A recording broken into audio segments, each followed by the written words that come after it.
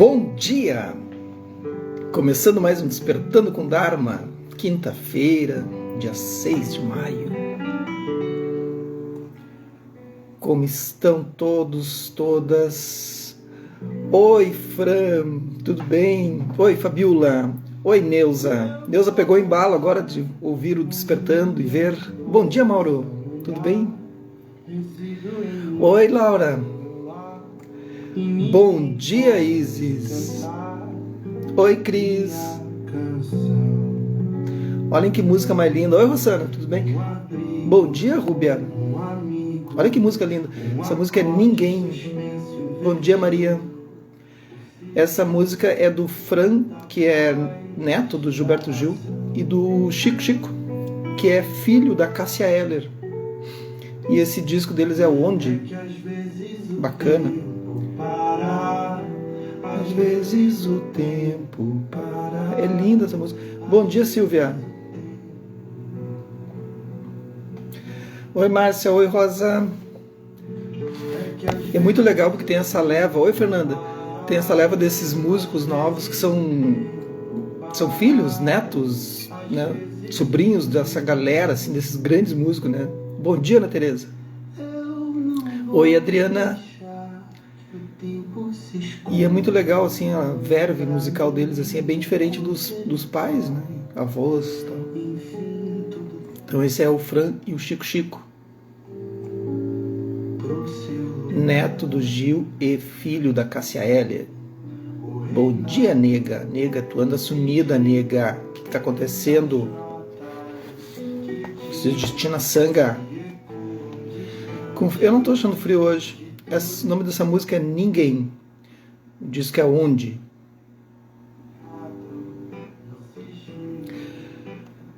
Bom dia, Jonathan. Então tá, vamos lá. Vamos para a nossa prática de ouvir o Dharma. Então a gente está lendo O Mundo Poderia Ser Diferente, do Norman Fischer, Simone Zen. A editora é Lúcida Letra. Ok? E a gente parou nesse subtítulo que é O Budismo e a Imaginação.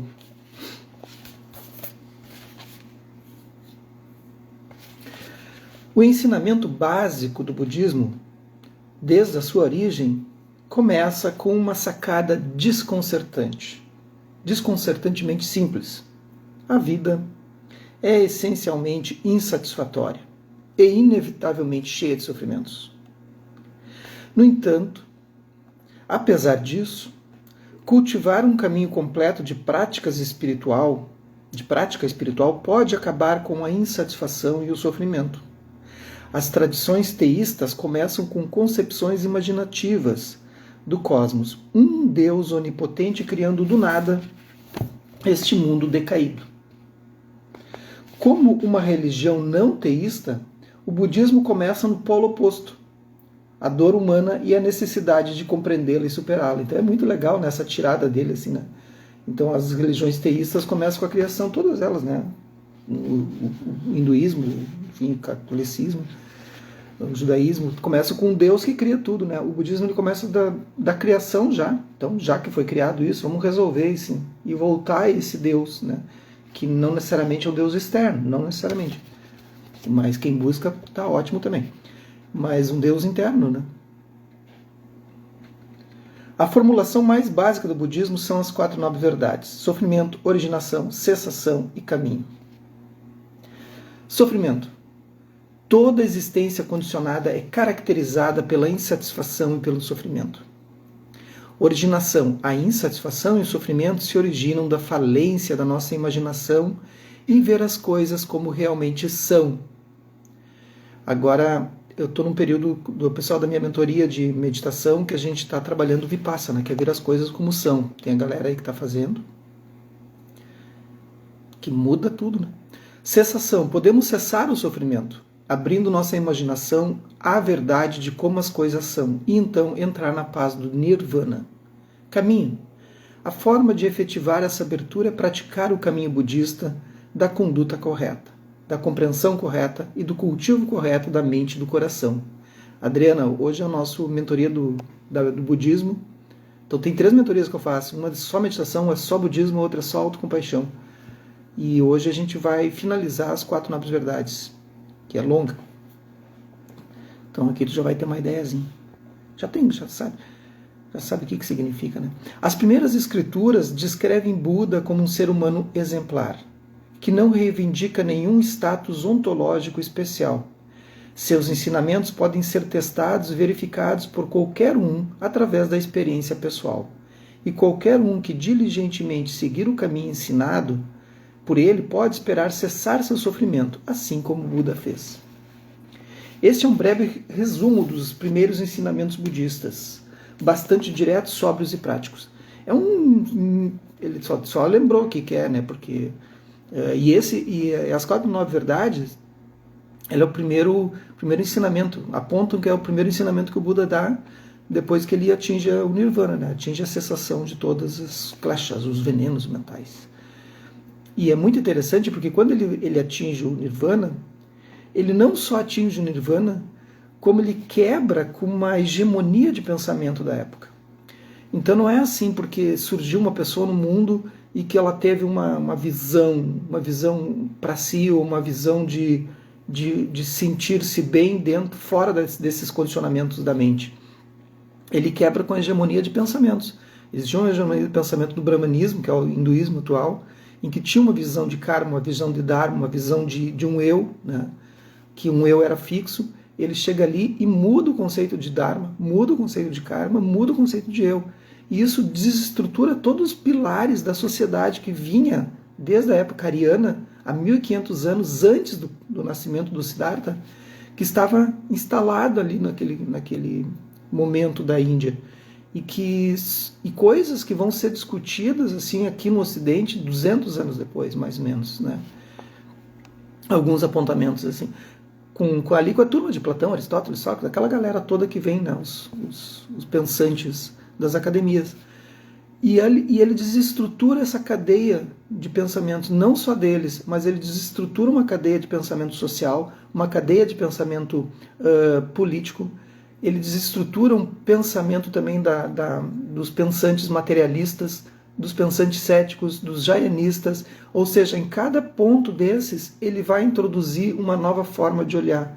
E não que ele nega aqueles pensamentos, ele concorda, ele diz, bom, vocês podem olhar dessa maneira, mas se a gente olhasse dessa outra maneira, assim, e aquilo causa uma grande revolução. Então vocês imaginam que simplesmente ele cria uma nova forma de filosofia, né? E não foi do nada, né? Foi da observação da sua própria experiência, né? Então não o budismo ele tem um ponto importantíssimo no mundo por causa disso, né? Eu poderia ficar horas falando sobre isso, porque eu adoro. Mas, né, vamos para o mestre, que esse é o que sabe. Seus ensinamentos podem ser testados e verificados por qualquer um através da experiência pessoal. E qualquer um que diligentemente seguir o caminho ensinado por ele pode esperar cessar seu sofrimento, assim como o Buda fez. Então a Adriana, que está fazendo a mentoria comigo hoje de budismo, ela vai terminar a parte hoje, a gente vamos tentar terminar as 4 nobres verdades, ela vai cessar o sofrimento dela na Terra. É assim, gente. Né, Adriana? Se fosse fácil, se fácil, né? Esse é um breve resumo dos primeiros ensinamentos budistas, mas, desde os primeiros tempos, havia também uma tendência mais selvagem, mais visionária e bem menos realistas nos ensinamentos. Essa tendência se desenvolveu para o que viemos a chamar do budismo Mahayana. A palavra Mahayana significa grande veículo, em contraste com Hinayana, que é o veículo menor, ou pequeno veículo.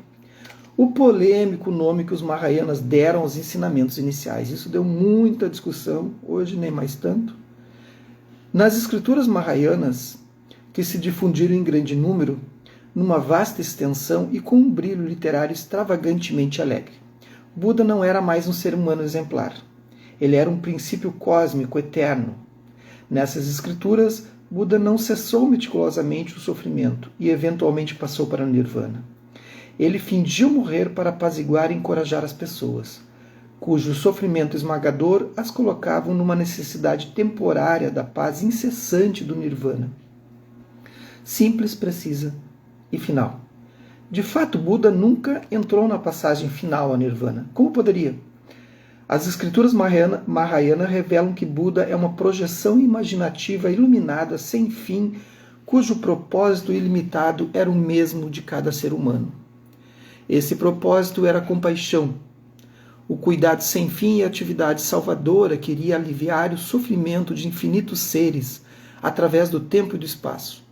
O Buda retratado pelas escrituras budistas Mahayana é a corporificação imaginária do amor. Cada pessoa, no fundo, é um Buda em potencial. Então a gente tem que ter cuidado quando a gente entra para o budismo, porque tu pode te atrapalhar, assim, ficar um pouco confuso. Assim. Eu vejo alunos que me mandam textões assim, né, sobre isso. Porque onde ele vai usar como meio hábil, o lugar onde ele vai se projetar, vai se instalar, né, e no período histórico que ele se instala também, ele vai ter um tipo de manifestação. Então, o budismo tibetano tem todo um ritual que faz sentido dentro do Bonpo, né, que é o budismo que já existia antes, né, as práticas xamânicas que existiam há 15 mil anos antes do Buda. Então ele vai trazer toda essa roupagem, assim como o japonês vai trazer toda a roupagem do shintoísmo, do taoísmo, né, o chinês. Então essas roupagens elas existem. E de alguma maneira o Hinayana preserva, né, que é o budismo dos anciãos, né, da floresta, que é o Theravada, eles preservam algumas coisas menos endeusadas do Buda, sem esses rituais todos. Assim. O Buda é uma pessoa... Né? O budismo vietnamita, que o Thich Nhat Hanh traz para a gente, também ele é assim, esses enfeites, mas não vejam um enfeite com um sentido pejorativo, esses enfeites assim dos rituais. Né? Mas esses enfeites são importantes, porque eles são veículos, né, que fazem com que a gente chegue nesse caminho. Então tem que ter cuidado quando vai estudar o budismo. Né? Eu procuro tentar, Kyoshin, procuro tentar estudá-lo procurando evitar um pouco os rituais, embora são importantíssimos quando eu estou nos templos, enfim, né? Mas em cada templo que eu participo, mas procuro evitar e ler o budismo. Né? Essa é a minha forma de ler. Não é a certa, nem é apenas uma forma. Baseados nessa fervorosa visão, os ensinamentos Mahayana reformulam radicalmente o significado das 4 novas verdades. Em vez de insatisfação e sofrimento, como dores a serem eliminadas por um treinamento meticuloso do caminho, esse significado reformulado adquire um lugar novo e nobre, como o próprio coração do caminho. O problema com a insatisfação e o sofrimento não é que eles sejam dolorosos, mas que nós entendemos mal sua natureza e propósito. O que torna o sofrimento doloroso é o que identificamos como meu, o apego, né? De fato, o sofrimento que eu experiencio não é meu, é o sofrimento humano comum. Abraçando-o plenamente, eu o vejo como uma expressão da identidade radical de todas as coisas. Experimentando o sofrimento desse jeito, ele cessa. Ele se transforma em amor. Amando sem limites, me dedico aos outros e ao mundo. Apesar do Zen budismo ser uma escola mahayana, e seguir os ensinamentos Mahayanas, o estilo Zen é pé no chão, conciso e bem-humorado. As histórias Zen se transformam em repentinos saltos da consciência imaginativos e voos de extravagância surrealista, como o de Desnos. Uma procura aleatória no livro da Serenidade, uma coleção de 100 histórias Zen da dinastia Song, ilustrará o estilo. Numa história, o monge mago, com seu bastão na mão, chega para visitar o mestre Zen, Zanjing, pode ser, Zanjing. Então esse mestre foi visitar o outro mestre. Magu circunda o assento de Zanjing 3 vezes. Sacode o bastão uma vez e fica parado diante dele. Zanjing diz: certo. Magu então vai a Nanquan e realiza a mesma dança insolente. Nanquan diz: errado. Magu diz: Zanjing disse certo. Por que você diz errado? Nanquan diz: Zanjin está correto. Você é que está errado. De qualquer modo, uma boa rajada de vento sopra em pedaços tanto certo quanto errado. O Zen é cheio dessas coisas. Assim. Não tem como entender o Zen. Se tu tentar entender conceitualmente, ferrou. Não tem entendimento. É o Quan, né? É além da nossa compreensão cognitiva, assim. E a gente tenta entender cognitivamente e gera mais confusão ainda. Mas quando tu ultrapassa isso, há o entendimento. É um troço muito louco. E o entendimento só acontece em silêncio. Ontem eu falei para uma aluna e que eu tenho tido assim 7, 8 orientações por dia, para vocês terem uma ideia. Então o troço é louco. Então todos esses ensinamentos, assim, tanto da meditação quanto do budismo, assim, vai chegar uma hora em que tu simplesmente vai pegar tudo isso assim, vai... Entendeu? E aí, você... não vai nada.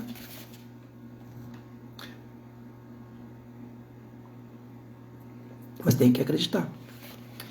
Em outra história, essa da coleção do Blue Cliff, Ryu Anyan e seu mestre Dao Hu fazem uma visita para prestar condolências. Ryu Anyan se debruça sobre o caixão e diz: vivo ou morto? Dao Hu diz: eu não posso dizer. Ryu Anyan diz: por que você não pode dizer? Dao Hu repete, com alguma veemência: eu não posso dizer, eu não posso dizer. No caminho de casa, depois da visita, Ryu Anyan diz: sua reverência, por favor, responda a minha pergunta. Se você não o fizer, baterei em você. Dao Hu não diz nada. Ryu Anyan bate nele e é expulso do monastério. Anos se passam. Dao Hu morre e Ryu Anyan vai a Xishuang. Gente, eu não sei ler esses nomes. Tá? Então, se alguém souber aí, pode estar rindo. Se o professor Joaquim Monteiro me vê lendo isso aqui, ele morre, né? Me tira do grupo do WhatsApp dele. O novo abade, então, Dao Hu morre e Ryu Anyan vai a Xishuang, o novo abade, e repete a história e a pergunta: vivo ou morto? Xishuang diz: eu não posso dizer, eu não posso dizer. Ryu Anyan diz: por que você não pode dizer? Xishuang repete: eu não posso dizer, eu não posso dizer. Com essas palavras, Ryu Anyan repentinamente se ilumina. Peraí, gente, alguém se iluminou aí com isso? Eu fiquei mais confuso ainda. Alguns dias depois, Ryu Anyan chega ao salão do Dharma com uma enxada e caminha para frente e para trás, como se estivesse cavando o solo. Xishuang diz: o que você está fazendo? Ryu Anyan responde: estou procurando pelos ossos de meu último mestre. Alguém aí quer entrar pro Zen?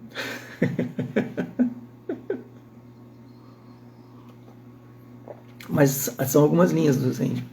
Tá? A linha do Soto não chega tanto, a linha do Rinzan é mais nesse sentido, assim, dos Quans. Né? Então o Zen não é todo Quan, depende da linha. Eu não entendo nada. A imaginação, agora subtítulo. Alguém entendeu aí? Vamos lá, vamos, não me deixem falando sozinho aqui, porque senão fica um troço louco, né? Isso aqui não é rádio, isso aqui é uma live. Alguém entendeu? Levanta a mão. Quem não entendeu, baixa. Eu não entendi. Cognitivamente, não. Imaginação é sentir pelo outro. Subtítulo. Há alguns anos, fui com um grupo de praticantes Zen, bons amigos, numa peregrinação ao Japão. Nós visitamos o monastério de Eheiji, um dos mosteiros sedes da nossa tradição Soto Zen, a qual eu estou como preceitado. Lá tivemos a sorte de ter uma audiência especial com o reverendo Hoitsu Suzuki, filho do famoso fundador do Centro Zen de São Francisco, Sunryu Suzuki, autor da Mente Zen, Mente de Principiante. Sunryu Suzuki, gente, é o mestre dos mestres. Então, se vocês querem alguma coisa assim de ler sobre o Zen, assim, a escola Soto Zen, esse é o mestre. Que tem alguns livros publicados em português. Naquela época, Hojo-san, como conhecemos, era professor de Heihei. Só sei que nada sei, é isso aí, Cris. desse professor, eu registrei alguma coisa do que ele nos falou naquela noite em meu poema, livro Fuja desta Vida Louca de Lágrimas, em julho de 2010. Então, esse, o livro que ele escreveu, o Norman Fischer. Nesta breve passagem, o Rojo-san expressa o misterioso relacionamento entre imaginação, compaixão e morte que existe no coração do ensinamento budista Mahayana. Então, agora, o poema que o Norman Fischer escreveu enquanto ele estava nessa peregrinação. Rojo-san, leste-oeste, uma pessoa do zazen. É o mesmo a mente-avó. O bom coração é a imaginação. Sentindo pelos outros, veja-os como você mesmo. Pega a imaginação, expande o coração. Um dia, acordei e ouvi o som. Nos 2 ouvidos. De repente, perdi a audição. Meus olhos não funcionam bem tão pouco. A idade está lentamente derretendo meu corpo. Com cada perda há ganho. Meus ouvidos, meus olhos, mais meus, agora que nunca, antes não. Então, quando eu perder minha vida para a morte, será minha vida pertencente a mim, mais do que jamais foi? Então tá aí, vida, nascimento e morte. Esse é um ensinamento profundo. A imaginação expande o coração, nos levando a entender os outros como nós mesmos, e não como nós, como nos pertencendo. Isso ecoa as fortes palavras de Shelley.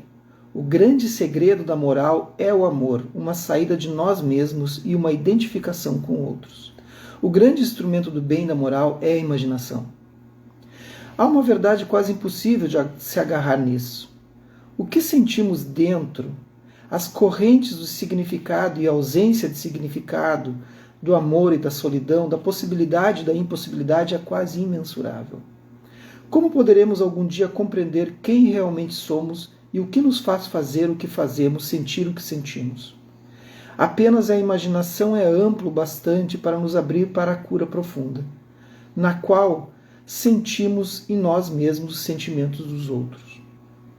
Anteriormente, mencionei a ideia de Kant, de imaginação como parte integrante de nossa consciência do mundo. O budismo Mahayana propõe um pensamento similar. O Lankavatara Sutra é um texto de particular importância no Zen. Ele fala de Alaya Vijnana. Então aí meus alunos sabem o que é isso, né? A gente está praticando tanto no budismo da mentoria quanto no budismo da meditação. Eu estou ensinando a acessar Alaya Vijnana, nosso depósito de consciência, onde todas as percepções e obscurecimentos da mente se esvanecem. E aí então tu atinge o Samadhi. Louco, né? É isso aí. Ele fala de Alaya Vijnana, depósito de consciência. O vasto substrato primordial da consciência que contém as sementes de eventos passados cumulativos, que repousam em potencial até que os eventos presentes os reguem, fazendo com que brotem. Ou seja, todos nós temos nesse lugar brotos, né? De tudo, né? E a gente pode fazê-los brotar ou não. Então, por isso que a gente tem que ficar atento a tudo que está acontecendo, o surgimento de um sentimento. Quando a gente tem uma sensação, gente, e sensação é uma projeção já, né? Já é uma manifestação do pensamento. Então, quando a gente tem essa sensação, seja aflição, raiva, alegria, qualquer sensação, já está acontecendo na gente, já está brotando essa semente. A semente ela já brotou. Tá? E ali, para a intenção, a gente tem, se tu é um praticante, né, ativo, atento, com atenção plena, tu tem 1/4 de segundo, segundo a neurociência, 1/4 de segundo, ou seja, 25 milésimos de segundo, para impedir que essa semente brote e ela se transforme numa intenção. Uma intenção é uma fala, um gesto, uma ação de corpo. Né? Caminho óctuplo, né? 3 ali. Pensamento, fala, ação de corpo. E aí, quando tu vê, tu pá, né? E esses 25 milésimos de segundo é o momento em que existe um árbitro ali, em que impede que a gente faça esse tipo de coisa. E aí, então, a gente impede essa sensação. E aí tu descobre que aquela projeção mental que surgiu que deu origem àquela sensação, ou aquela projeção externa que surgiu, que deu origem a essa sensação, elas são vazias de si mesmo. E naquele momento, tu tem um espaçamento desse vão. Quando tu gera esse espaçamento, tu gera uma atitude de lucidez provisória. Esse falso samadhi, quando tu gera esse falso samadhi, assim, é o momento que pode salvar tua vida. Ou salvar teu dia. Né? E a gente procura fazer isso o tempo todo.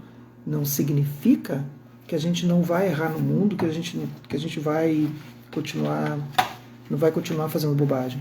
Significa que a gente está atento, diminuindo as bobagens que a gente pode fazer no mundo. Então essa é a ideia. Vamos estabilizar um pouquinho? Então o pessoal aí que está fazendo a mentoria está sabendo o que eu estou falando, né? E estão praticando ativamente, né, gente? Né? Estão praticando, né? Então vamos praticar. Então quem está deitadinho, continua deitado, deitada, ou levante-se, né? Não encosta na cama, encosto. Mantenha as costas eretas. Quem já está na lida aí com seu café, deixa um pouquinho o café de lado, desencosta, dê esse tempo para o seu corpo se acomodar, para sua mente se acomodar, deixa para lá tudo que foi falado agora, não importa, é o aspecto cognitivo querendo se alimentar mais, né, do que acontece, não precisa. Vamos colocar a mente em repouso.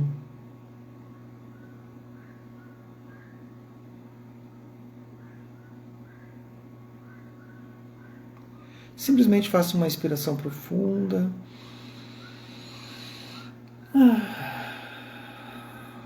Soltem o ar pela boca.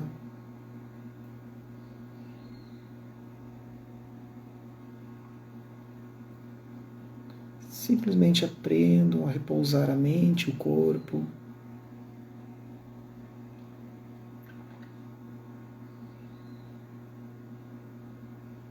A mente já foi estimulada agora logo cedo, através da consciência da audição. O cérebro foi estimulado, aprendam a repousar o cérebro. Pode ser que algumas partes do corpo tenham se contraído, observe.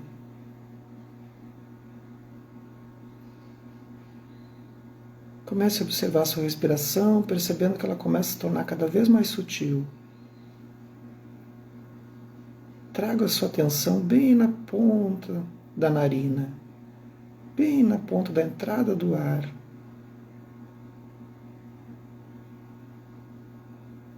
Perceba o ar entrando nas narinas, o ar saindo. Veja, com o simples fato de trazer essa atenção, o corpo já vai relaxando,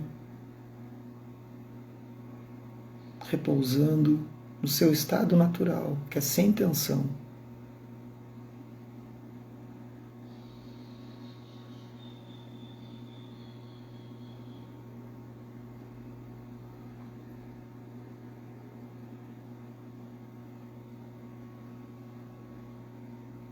Traga a sua atenção agora para a região lá do abdômen.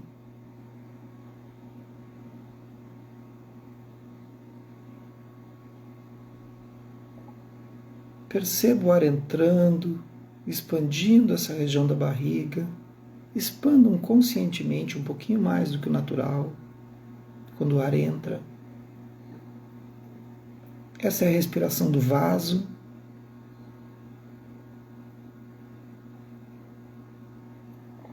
Quando o ar sai, simplesmente deixem que o abdômen contraia naturalmente.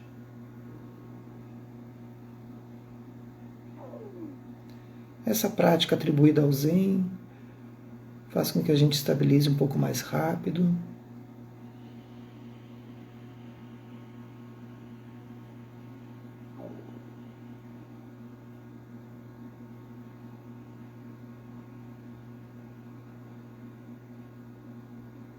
Perceba como a sua atenção fica voltada para esse movimento da sua barriga se expandindo e contraindo.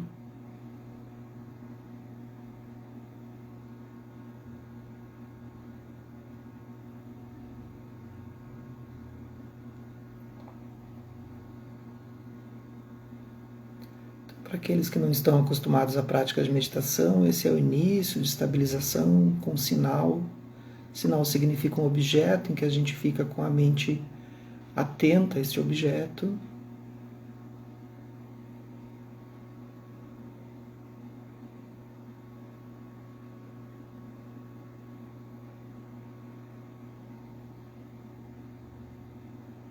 Veja como o corpo relaxa, como a respiração diminui quando a gente fica atento, atenta a esse objeto.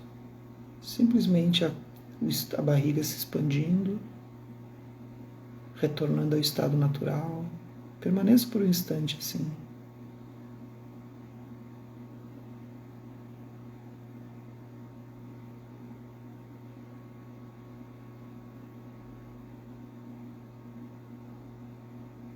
Agora apenas repousem, deixem a respiração tomar seu ritmo natural.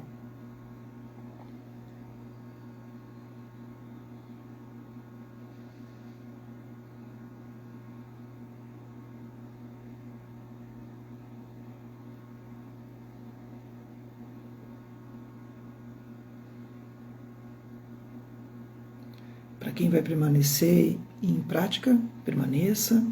Quem sabe continuar a prática a partir desse ponto, do início de estabilização, vá para a sua prática pessoal. Para os demais, permaneçam apenas observando a respiração. Perceberão que o dia começa já com outra energia. Então, bom dia a todos, a todas, que os méritos desse nosso encontro, dessa nossa prática, se expandam e toquem a todos. E que nós possamos tornar um caminho iluminado. Ok? Bom dia, boa quinta-feira e até amanhã.